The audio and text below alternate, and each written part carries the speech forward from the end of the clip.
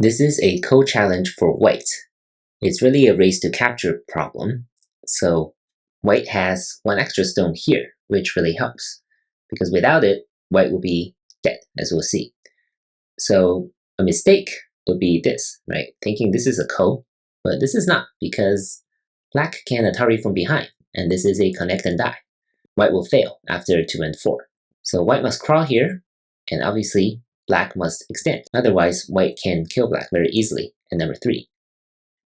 And after white crawls again, black must play here.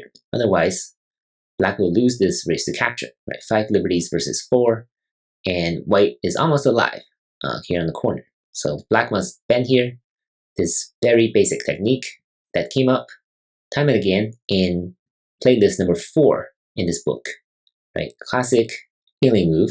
This cut, sacrifice 2 stones, throw in again, and it's Atari.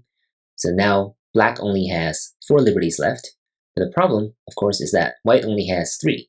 But because of this stone, right here on the first line, white has a pretty advantageous position, right? Black cannot just come in here. This way, white can still win, because black will be captured this way and can only occupy white's liberties from behind.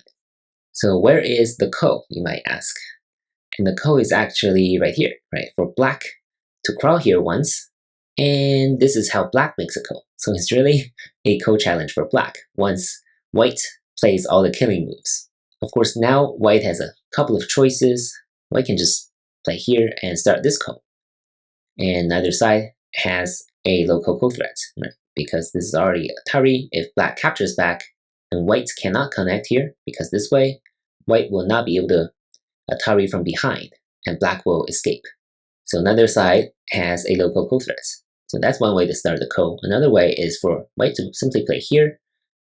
There's still a couple of liberties that white has, right? So black can only play on the outside like this.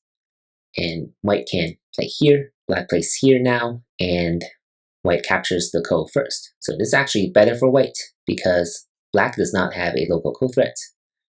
If it captures back, white has a local ko threat right here, right? If black doesn't answer, then this will become an approach ko. So black is owed a move here in number 28. So if black wants to win, it better play here now. And now white can capture back. So this is a better ko for white to play than number 19 at 8-13. This is the correct sequence. Pretty complicated, actually. So it starts with this sequence, cutting, standing down. You see a lot of these problems in playlist number 4.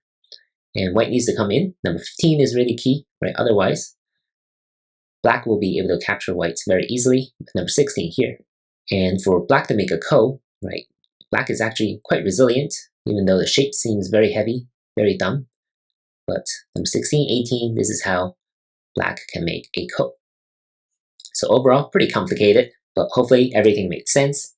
As always, if you have any questions, please let me know. Good luck, and thank you for watching.